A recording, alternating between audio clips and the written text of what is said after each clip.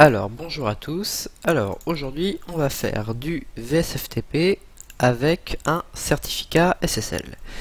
Donc, pour garantir à la fois la sécurité dans votre réseau local et aussi si par exemple vous avez besoin de vous connecter à votre FTP via Internet.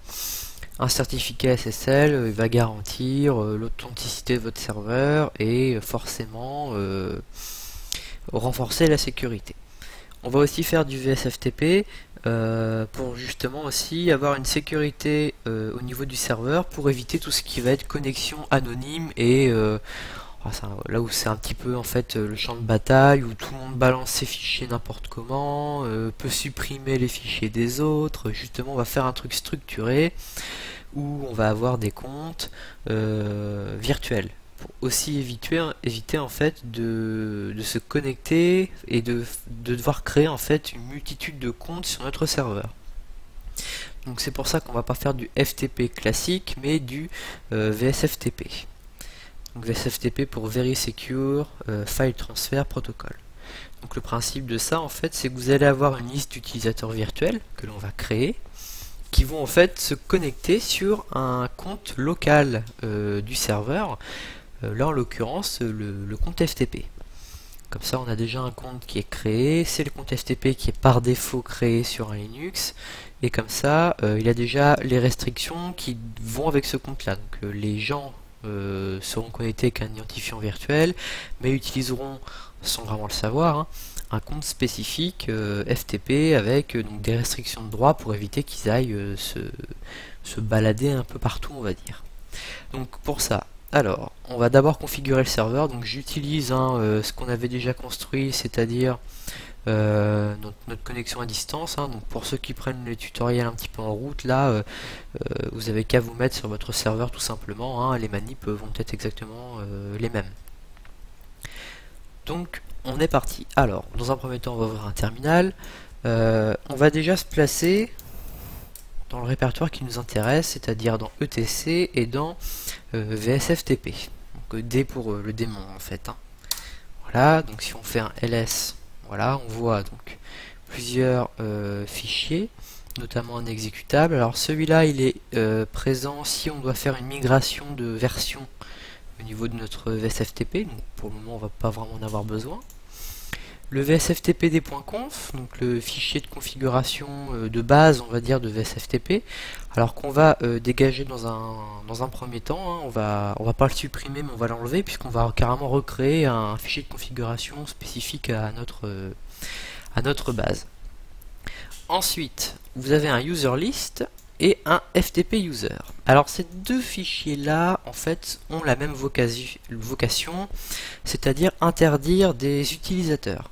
Ces deux fichiers en fait contiennent une série de comptes, comme par exemple le compte route, pour éviter justement qu'on puisse se connecter avec ce compte là. La seule différence entre ces deux fichiers, c'est la façon dont les comptes vont être utilisés, c'est-à-dire avec FTP user, vous allez lancer par exemple une connexion en route. Donc vous allez envoyer le login route au serveur, il va vous envoyer un message de retour avec une demande de mot de passe. Vous tapez un mot de passe, vous envoyez la demande de mot de passe, et à partir de ce moment-là, le serveur vérifie si le compte est autorisé ou non. Le compte route n'est pas autorisé, il clôt la session et vous ne pouvez pas vous connecter. Avec userlist, vous envoyez route comme login, comme demande de login, il vérifie dans un premier temps si déjà le login que vous utilisez est autorisé. Route n'est pas autorisé, il clôt directement la session et ne vous demande même pas de mettre un mot de passe. Donc c'est pour ça que moi je vais travailler avec userlist et pas avec FTP user, parce que du coup je trouve userlist plus sécurisé puisque vous n'avez même pas la possibilité de rentrer un mot de passe ou quelque chose d'autre. C'est pareil, on va réduire un petit peu, on va dire, on va réduire la possibilité de se faire attaquer, par exemple, ou que quelqu'un pirate notre OSTP. Donc dans un premier temps, on va tout simplement détruire ce fichier qui du coup ne va nous servir à rien. Donc on va faire rm ftp user. On va valider par Y pour détruire le fichier. Si on refait un ls, voilà, vous n'avez plus que nos trois fichiers qui vont nous servir. Alors dans un deuxième temps, comme je vous disais, le vsftp.conf, on va pas l'utiliser. Donc on va faire mv, pardon, on va faire mv pour le renommer, et on va le renommer en vsftp.conf, et on va mettre .hold à la fin. Voilà, si on refait un ls, voilà, il a bien été modifié. L'avantage, c'est que si vous faites une bêtise au niveau de votre configuration, vous aurez toujours ce fichier là sous la main, avec la configuration de base, on va dire, vous pourrez repartir avec un fichier clean, on va dire. Donc voilà.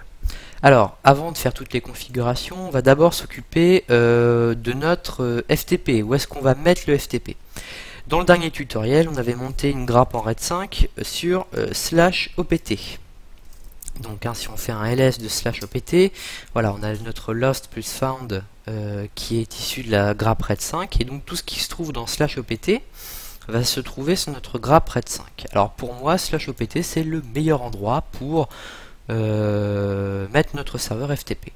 Comme ça, toutes les données qui seront chargées sur le serveur seront sécurisées d'un point de vue au niveau des données. Je veux dire, vous aurez votre grappe en RAID 5 qui sera là, et qui, voilà, si vous avez un disque qui tombe, comme on l'a vu, hein, vous aurez un autre disque qui prend le relais, et vous n'aurez pas de perte de données. Donc, comme ça, on évite aussi de se prendre la tête sur le maintien des données. Donc pour ça, on va faire mkdir dans /opt, et on va créer un répertoire qu'on va appeler FTP. Voilà. Et on va en créer un autre aussi, mkdir, hop, /opt, et on va l'appeler programme. Voilà. Donc le principe, c'est qu'on va faire deux styles de compte pour le FTP. En fait, on va avoir un compte utilisateur qui n'aura accès qu'à le répertoire FTP, qui n'auront pas le droit, par exemple, de créer des répertoires à l'intérieur. Ils auront juste le droit de mettre des fichiers et d'en redescendre. Par contre, on aura des comptes administrateurs qui auront accès à tout le répertoire OPT, notamment par exemple le répertoire programme, dans lequel on pourra mettre des programmes. Mais puisqu'on aura la notion d'administrateur, on aura accès à plus de choses, et on pourra nous créer des répertoires. Donc voilà pour séparer. Alors dans un premier temps, si on fait ll/opt, on regarde, voilà, il n'y a que le compte route qui a des droits sur c'est un petit peu tout le contenu de /opt. Alors c'est assez ennuyeux, parce que forcément après, nous on va se connecter en local avec le compte FTP, on aura peut-être réussi à faire une connexion, mais on ne pourra pas du tout accéder aux différents dossiers, puisqu'on n'aura pas d'autorisation. Donc on va tout de suite carrément changer le propriétaire, donc en tapant chown ftp2.ftp /opt. Voilà, hop, et on va faire un -r pour que ce soit de manière récursive. Donc ça s'applique à tout ce qui se trouve à l'intérieur. Voilà, si on retape la même commande, donc ll/opt, déjà, on a changé les droits sur le propriétaire n'est plus root. Propriétaire par défaut FTP. Alors évidemment, root, comme c'est le super utilisateur, on aura toujours accès à ces répertoires. Mais là, l'avantage, c'est que maintenant FTP aura accès à tout ce qui se trouve dans OPT.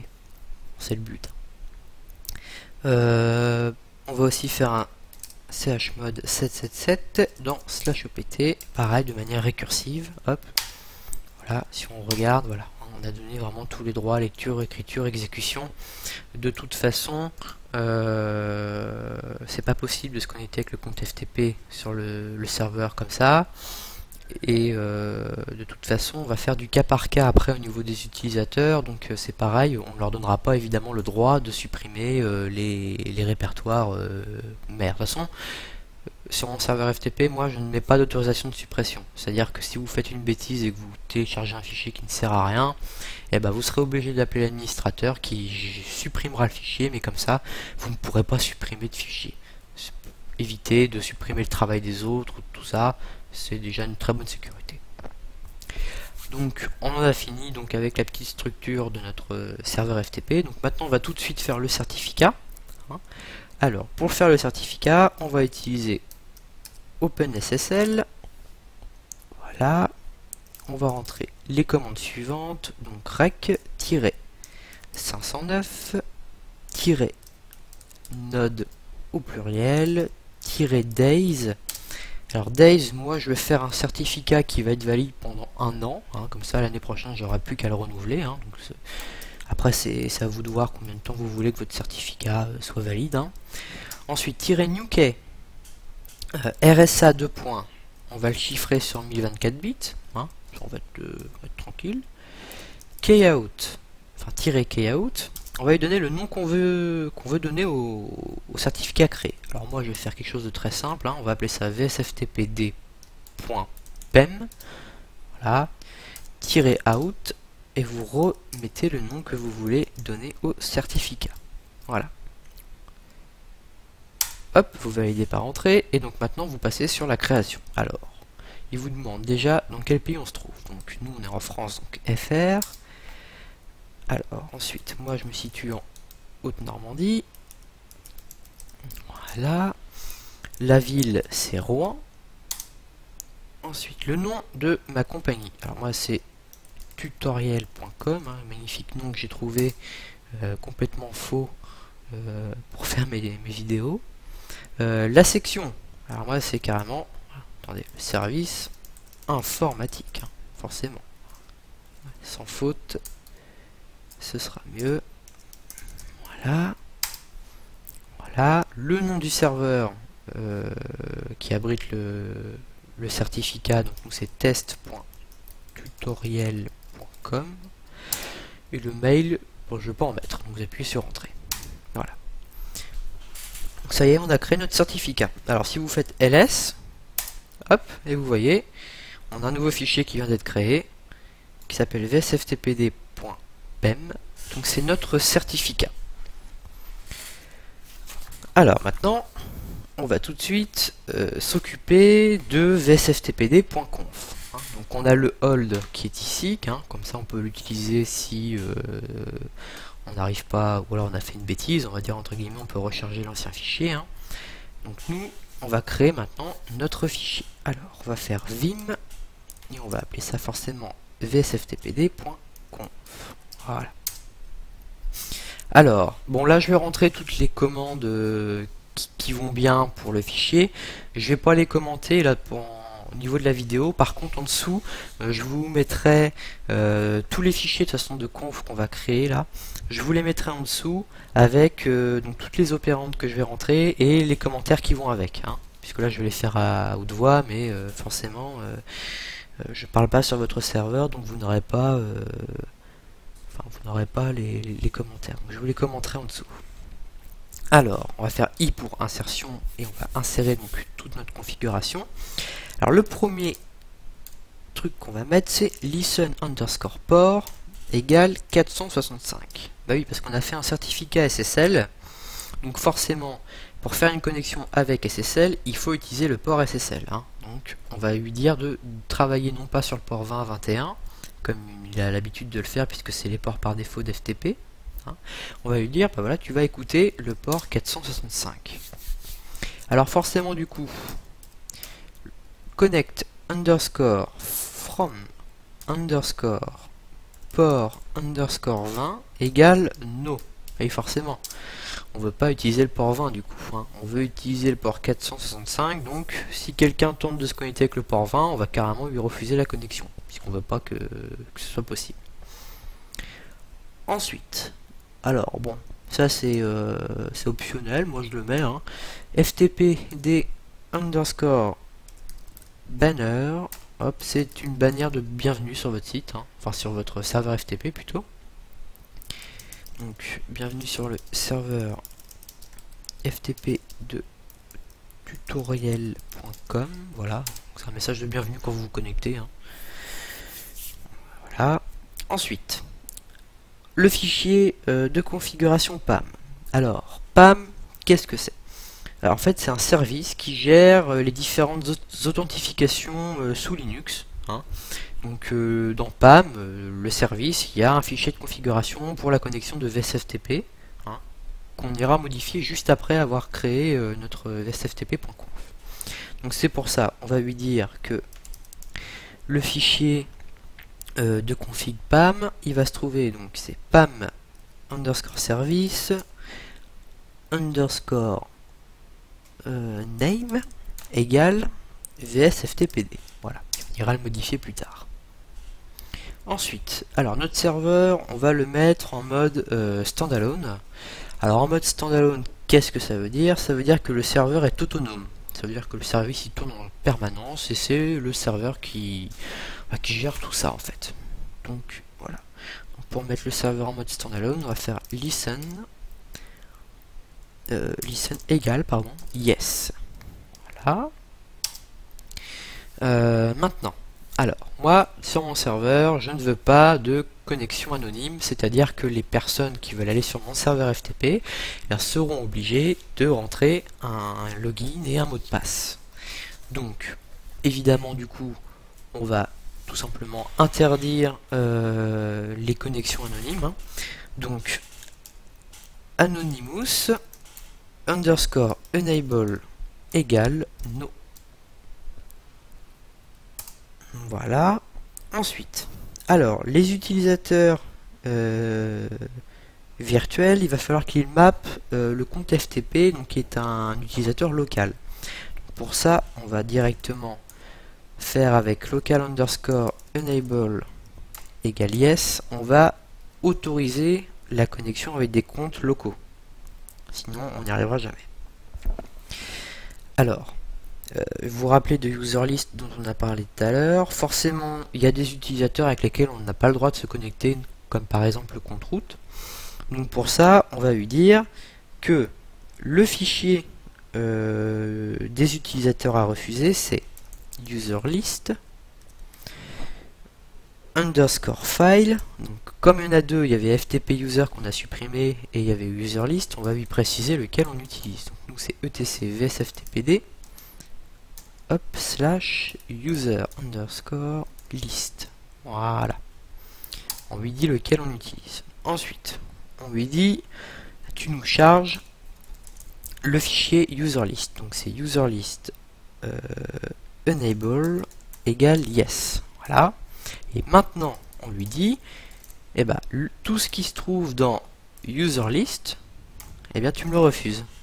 Donc avec la commande user list underscore deny égale yes. Voilà. Comme ça, tous les utilisateurs qui sont dans user list seront par défaut refusés. Donc voilà. Alors, maintenant, ce qu'on va faire, c'est quand on va se connecter avec notre compte virtuel, on va dans un premier temps être invité sur le serveur. Donc après, le compte invité en fait va être basculé sur le compte local FTP. Donc, dans un premier temps, du coup, il faut activer les comptes invités. Donc on va faire un guest enable égale yes et on va faire un guest underscore username égale FTP. Voilà, pour lui dire que eh ben, tous les comptes qui sont en mode invité, tu me les balances sur le compte local FTP. Ce qui va nous permettre du coup de mapper le bon compte. Voilà. Alors, pour éviter quelques petites erreurs, éviter que tous les utilisateurs soient en mode de lecture seule, je rentre juste ici donc le anon underscore world underscore readable underscore only égale no. Ça veut dire que les gens pourront, si derrière on configure mal le fichier de configuration de nos utilisateurs, ils pourront au moins télécharger les données. Hein, on assure un minimum de qualité de service. Donc voilà. Alors les utilisateurs, pour éviter qu'ils aillent farfouiner un petit peu partout, on va les emprisonner dans une sorte de prison pour pas en fait que les gars puissent remonter sur le serveur. Je m'explique. Imaginons que quelqu'un, une sorte de pirate informatique, se connecte sur notre serveur. Bon, il a accès à un répertoire par défaut, et si on l'emprisonne pas dans une sorte de prison, c'est-à-dire un endroit qui va délimiter en fait la zone où il peut aller avec cette connexion FTP, bah lui il peut très bien remonter à la racine de notre serveur et s'amuser à supprimer un petit peu tout ce qu'il trouve. Donc complètement foutre notre serveur en l'air. Donc pour ça, on va chrouter. Donc on va faire chroot underscore local underscore user. Et on va faire yes. Voilà. Comme ça, nos utilisateurs auront une sorte de prison, quoi. Ils ne pourront pas sortir du chemin qu'on va leur mettre. Ensuite, alors max underscore client au pluriel, bon bah ça c'est le nombre de clients maximum que vous pouvez avoir en simultané sur votre serveur. Bon, moi je mets 50, hein. Ça dépend, ça dépend de votre serveur, hein. Qu'est-ce que vous comptez faire avec, combien de personnes vous comptez avoir en tant que client, hein. Bon, voilà, moi j'en mets 50. Ensuite il y a le max underscore pair underscore IP égale, alors moi je vais mettre 4, c'est le nombre de connexions avec la même IP. Donc moi il y a sur la même IP, il pourra y avoir jusqu'à 4 connexions identiques. Voilà. Ensuite, on va activer un journal de log, donc xfer log underscore enable égale yes, voilà, pour avoir des remontées sur ce qui se passe un petit peu sur le serveur, qui se connecte à quelle heure, qui fait quoi à quelle heure, hein. Voilà. Donc là on a presque fini la configuration de VSFTP. Maintenant on va lui dire d'utiliser le certificat SSL qu'on a créé. Alors pour ça on va faire SSL underscore enable égale yes. Donc on lui dit que il a le droit d'utiliser de la connexion en SSL. On va même aller plus loin, on va faire un force underscore data underscore non c'est pas le force, pardon, c'est force underscore local underscore data, voilà, underscore SSL égale yes. Donc on autorise l'utilisation de SSL avec cette première ligne ici. Avec celle-là, on autorise SSL, mais avec celle-là, on lui dit bah non mais je veux obligatoirement passer par du SSL. Donc voilà. Alors pour passer par du SSL, il y a plusieurs versions de protocole, donc on va en mettre plusieurs, les plus utilisées. Donc on va faire SSL underscore TLS V1 égale yes, SSL underscore SSL V2 égale yes, alors V2 et pas VE, voilà, SSL underscore SSL V3 égale yes, voilà, comme ça on aura à peu près toutes les versions de SSL possibles. La dernière chose à renseigner pour la connexion avec un certificat SSL, c'est forcément le chemin de notre certificat. On va lui dire, voilà, tu veux utiliser un certificat, mais il faut préciser quand même duquel on parle.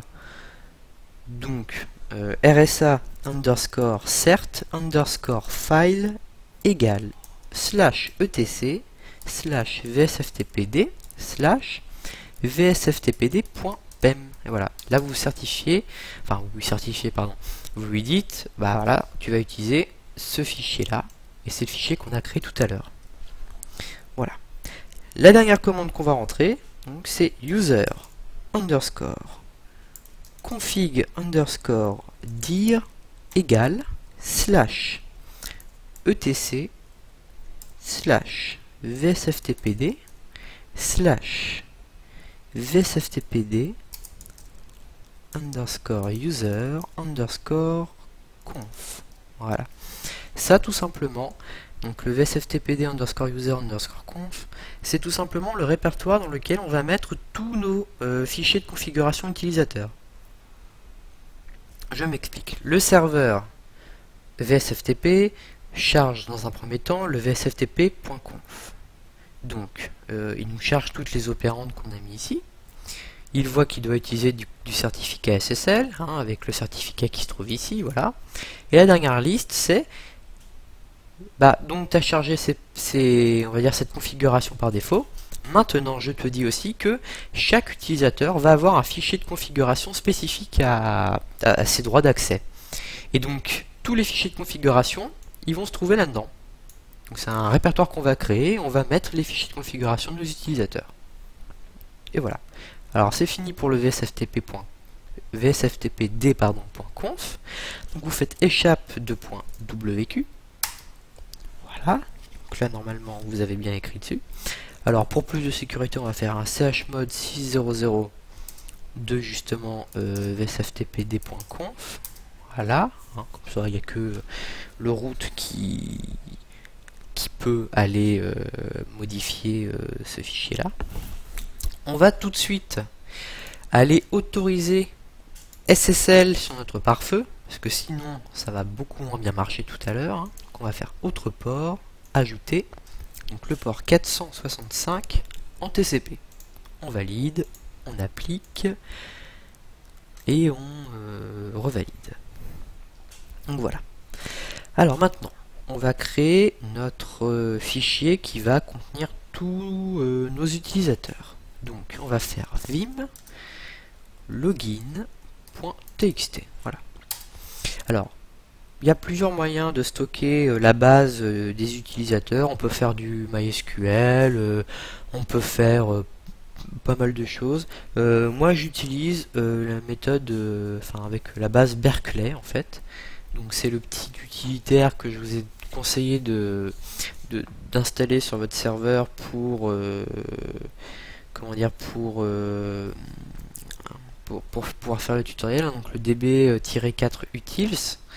L'avantage c'est que lui le hash en fait, là tout le contenu qu'on va rentrer dans ce fichier là va être haché, donc c'est même pas du cryptage, c'est carrément haché, donc par exemple 3 caractères vont devenir 25 caractères en fait. On va pouvoir avoir une sécurité sur comment dire l'intégrité du fichier. Alors comment ça marche? Bah vous faites insertion dans votre login.txt et donc vous allez taper le nom du premier utilisateur. Alors moi le nom du premier utilisateur ça va être moi, donc ça va être Clément. Voilà. Vous revenez à la ligne, vous tapez eh bien, le mot de passe qui va être autorisé pour la personne. Donc moi par exemple je vais faire très classique, je vais faire 1, 2, 3, voilà. Et vous retournez à la ligne, vous rentrez votre nouvel utilisateur, donc moi je vais avoir un utilisateur qui va s'appeler Toto, voilà. Vous retournez à la ligne, et là vous lui rentrez son mot de passe, etc., etc. La seule chose à savoir avec le format Berkeley, c'est que à la dernière ligne, il faut laisser un espace blanc. Parce que sinon, quand vous allez créer votre fichier haché, il va pas bien prendre en compte en fait la dernière entrée. Donc là l'avantage c'est que vous rentrez Toto, donc le login 456, le login de Toto, le mot de passe de Toto, pardon, vous devez laisser un espace ici. Voilà, c'est la petite chose à savoir. Donc pour ça, hop, on va faire échappe2.wq pour sauvegarder, voilà. Et donc on a créé notre fichier login.txt. Alors maintenant, on va faire db_load -t majuscule -t minuscule h -f login.txt, et le login.txt on en veut un login.db. Vous tapez la commande et là vous voyez, vous faites un vim de login.txt, vous avez vos utilisateurs en clair, hein, vous quittez le fichier, vous faites un login.db, et bah vous avez vos utilisateurs aussi avec les mots de passe, hein, mais là c'est haché. Voilà, tout simplement. Et là vous avez votre base, la base qui va être utilisée par défaut pour faire les connexions, donc qui peut être snifflé, écouté au niveau du réseau. Et bah c'est celui-là, c'est celui qui est haché, donc c'est pareil, une sécurité accrue. Et la seule personne qui peut voir le login.txt, c'est le compte route. Donc là, niveau sécurité, on peut faire difficilement mieux.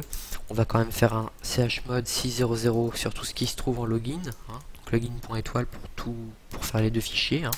On est un petit peu craintif, donc on a toujours peur de se faire pirater, donc on renforce au maximum la sécurité. Avant-dernière étape, maintenant, on va configurer PAM. Donc on en avait parlé dans le vsftpd.conf, PAM qui gère les authentifications sur un serveur Linux. Donc on va faire vim etc pam.d et donc vsftpd. Donc le fichier qu'on a appelé dans notre fichier de conf du serveur vsftp. Voilà. Vous allez me faire i et vous allez me supprimer toutes les lignes sauf la première. Voilà, on va rentrer nos propres lignes, qui en fait vont aller utiliser les fichiers login.db pour la connexion. Voilà. Maintenant les autres lignes là qu'il y avait avant ne servent plus à rien. Alors pour ça, vous allez taper AUTH, plus loin sufficient, plus loin pam_unix.rc .so à la ligne account sufficient pam underscore unix.so. Voilà, vous retapez AUTH, cette fois required.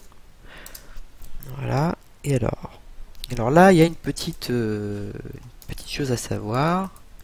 Voilà, vous avez commencé à taper /lib/security. Alors il y a deux façons de taper la ligne ici.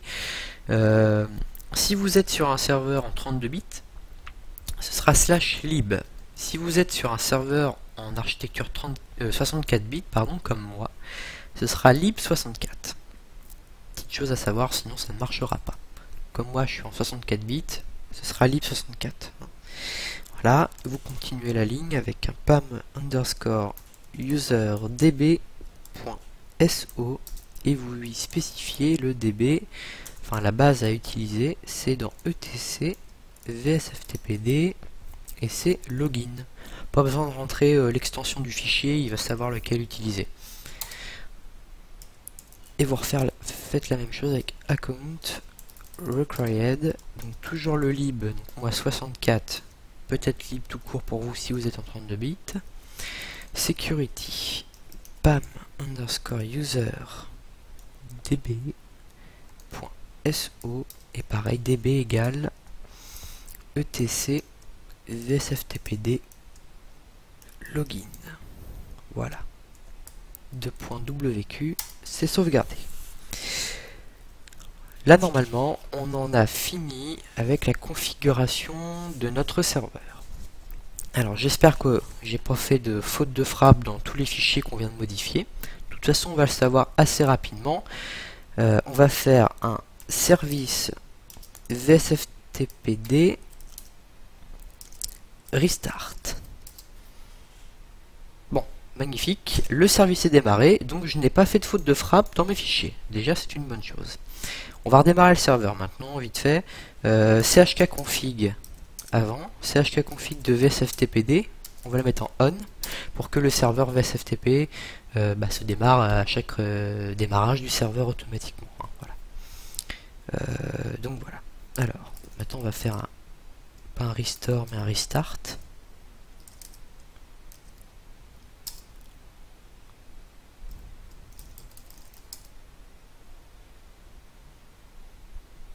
Un restart, un reboot, pardon, excusez-moi. Hop, un reboot du serveur, voilà. Super. Donc en attendant, on va pouvoir aller configurer notre client.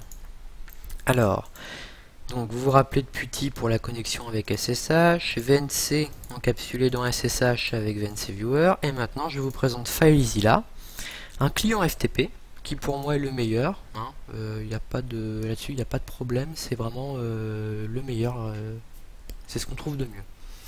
Donc vous ouvrez FileZilla que vous avez préalablement installé sur votre machine client.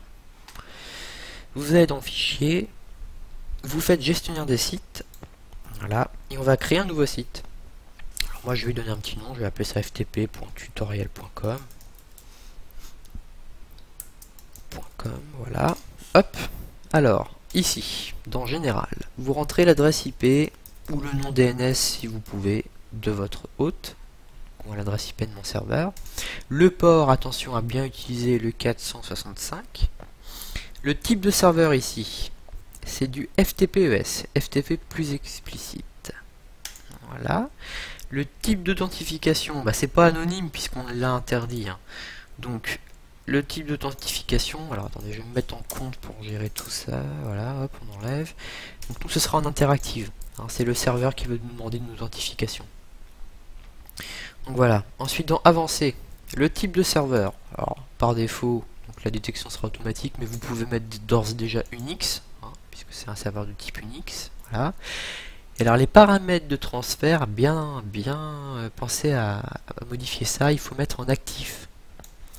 Alors pourquoi en actif? En fait il y a deux modes en FTP, il y a actif et passif. Alors passif c'est pas compliqué, en gros c'est le serveur qui va gérer les ports.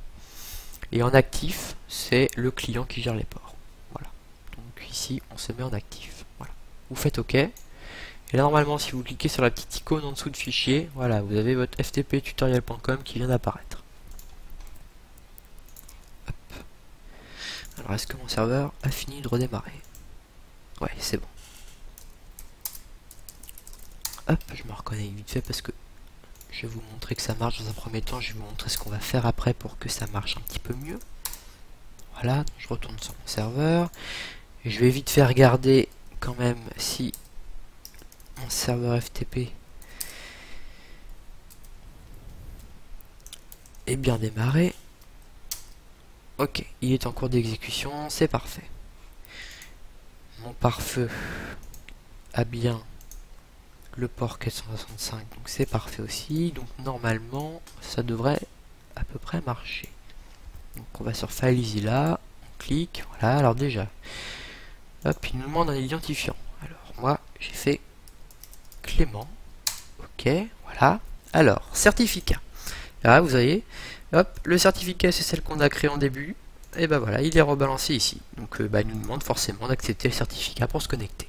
Donc, vous faites toujours confiance à ce certificat, hein, c'est vous qui l'avez créé, donc je pense que vous pouvez vous faire confiance. Vous cliquez sur OK. Il vous demande un mot de passe. Alors, moi, si je me souviens bien, c'était 1, 2, 3. Voilà. Et voilà, c'est bon, on est connecté. Donc, c'est super, on est connecté.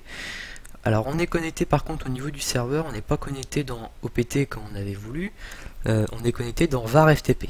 C'est la racine par défaut d'FTP. Justement le problème là qui se pose à moi là, c'est que on est connecté dans var FTP et pas dans /opt. Donc on va tout de suite faire des modifs donc, sur notre serveur pour pouvoir se connecter dans /opt. Vous allez voir comment on va faire. Donc on retourne sur notre serveur, voilà. On va se placer. Alors d'abord on va faire un ls de etc vsftp. Voilà, donc il va falloir qu'on crée le répertoire. Donc, on va faire un mkdir. On va devoir créer le répertoire. Donc, etc vsftpd. Donc le répertoire, pardon, vsftpd underscore user underscore conf. Voilà. Si vous regardez à nouveau, voilà, vous avez bien créé votre répertoire. Et donc là-dedans, vous allez créer, vos fichiers de configuration pour vos utilisateurs. Alors comment on va faire ça? Déjà, on va se placer dedans. Hein, on va faire cdetc vsftpd vsftpd underscore user underscore conf. Voilà, donc on se trouve dedans. On va faire un premier fichier qu'on va appeler admin. Donc admin écrit en minuscule. Hein. Voilà. Donc au niveau de ce fichier admin, donc là, vous l'avez deviné je pense, ça va être les fichiers de configuration pour tous les comptes administrateurs du serveur. Donc, on va leur mettre quand même quelques droits aux administrateurs. Donc le premier droit, donc déjà, première chose à faire, donc, local underscore root est égal à... Alors nous, on veut les mettre dans /opt. Donc on leur dit que le répertoire de base dans lequel ils vont être balancés lors de leur connexion, ce sera /opt. Hein, comme ils sont administrateurs, c'est ce qu'on voulait. On va leur donner des droits d'écriture. Donc c'est write underscore enable égale yes. Voilà. Ensuite, on va leur donner l'autorisation d'uploader. C'est toujours intéressant de pouvoir envoyer des fichiers sur le serveur aussi bien que d'en redescendre. Donc on va faire anon underscore upload underscore enable égale yes. Et comme c'est des administrateurs, on va leur donner le droit de créer des répertoires. Donc on va faire anon underscore mkdir underscore write underscore enable égale yes. Voilà. Échappe de point WQ. Hop. Vous avez un premier fichier admin. Ensuite, vous faites vim user. Voilà. Et on va créer un fichier pour les utilisateurs, on va dire classiques, qui n'auront un petit peu moins de droits. Alors déjà, on va faire i pour insertion. Hein, local underscore root égale. Alors eux, on va les mettre dans /opt et on va les mettre dans ftp. Et oui, moi je veux pas qu'ils aient accès à tout mon serveur FTP. Je veux qu'ils aient juste accès au répertoire FTP. Voilà, comme ça ils auront leur espace de stockage que nous on pourra gérer. Les administrateurs, s'ils ont besoin de télécharger des fichiers, d'en redescendre à partir de données confidentielles que les utilisateurs n'ont pas droit d'avoir accès, bah, ils auront eux tout le /opt pour faire leur petite tambouille. Alors on va leur mettre quand même le droit d'écriture, write underscore enable égale yes. Forcément, ce sera toujours plus pratique pour mettre des fichiers.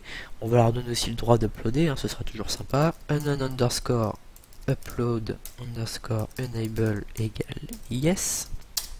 Par contre, eux, anon underscore mkdir underscore write underscore enable égale no. Parce que moi, je veux pas qu'ils créent de répertoire. C'est pas à eux de le faire.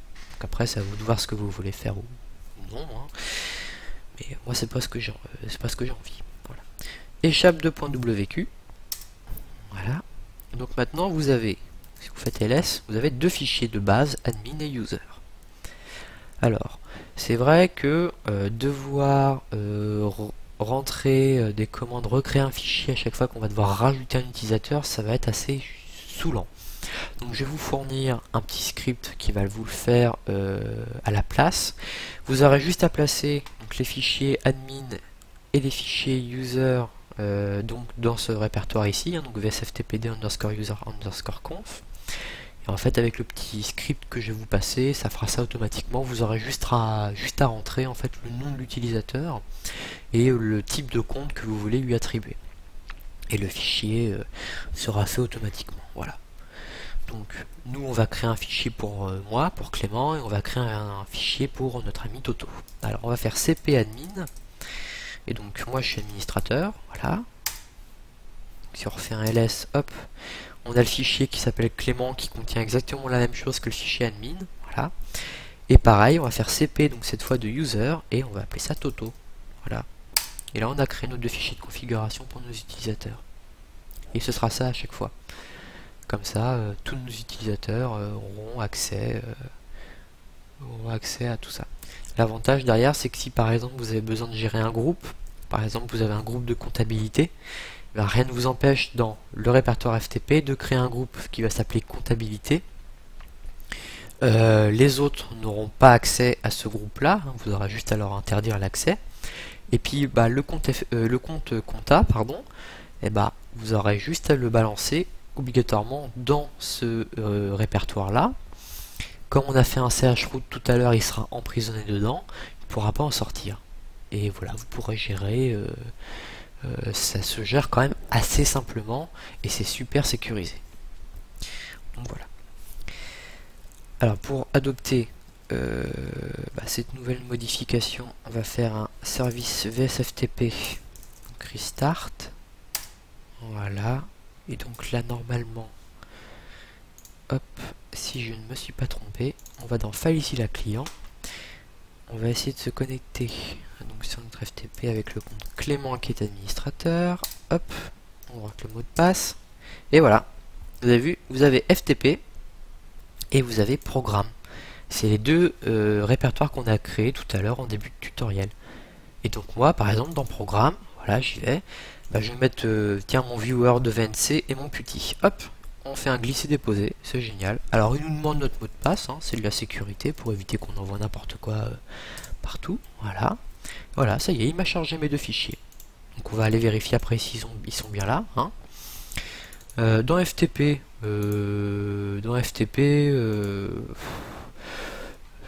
on va rien balancer. Tiens, on va utiliser le compte Toto. Tiens. On va voir si Toto ça marche. Hop. Identifiant cette fois, on va faire Toto. Alors le mot de passe, si je me souviens bien, c'était 456 que j'avais mis. Ouais, c'est ça. Vous avez vu, lui il n'a pas accès. Il n'a pas accès à tout ça. Et vous avez vu, lui il a juste un slash, il n'a pas de répertoire parce qu'en fait il se trouve dans FTP. Voilà. Et donc tiens, je vais lui balancer un desktop.ini. Hop. Allez, pareil, il me redemande mon mot de passe, c'est normal. Hop, voilà. Desktop.ini. Vous fermez. Hop. Vous allez sur votre serveur. ça, le terminal, vous pouvez le fermer. Vous allez dans poste de travail, dans le système de fichiers, vous allez dans OPT. Vous voyez, on a bien FTP et programme. Si on va dans programme, hop, comme par magie, on a nos deux utilitaires. Et si on va dans FTP, comme par magie, on a notre desktop.ini. Et voilà. Et donc là, vous avez votre serveur FTP qui est sécurisé. Je vous montre juste un petit truc. Identifiant Toto. On se reconnecte avec le mot de passe. Voilà. Regardez, si je veux supprimer, voilà, il me demande si je veux vraiment supprimer le fichier. Oui. Sauf que là, vous voyez, permission refusée. Donc, un utilisateur ne pourra pas aller supprimer, on va dire, le travail de ses petits camarades. Et c'est pareil pour un administrateur. Identifiant, vous faites Clément. 1, 2, 3. Voilà. Mon programme, normalement, je peux pas supprimer. Voilà, c'est pareil, je peux pas supprimer ce que j'ai envoyé. Il n'y a que le root. Donc là, vous êtes connecté en compte root sur votre serveur. Il n'y a que le compte root qui va pouvoir supprimer les fichiers. Voilà. Comme ça, vous êtes tranquille. Personne ne supprimera ce qu'il y a sur votre serveur FTP. Ils pourront télécharger les données, ils pourront en uploader. Et vous pourrez gérer ça en amont. Donc, je trouve ça plutôt pas mal. Donc, si vous refaites juste un petit rafraîchissement. Voilà, vous voyez, dans le programme, il n'y a plus rien. Dans FTP, il n'y a plus rien. Donc voilà. Donc c'est la fin de ce tutoriel et on va se retrouver bientôt pour un nouveau tutoriel. On fera du partage Samba. Voilà, à la prochaine.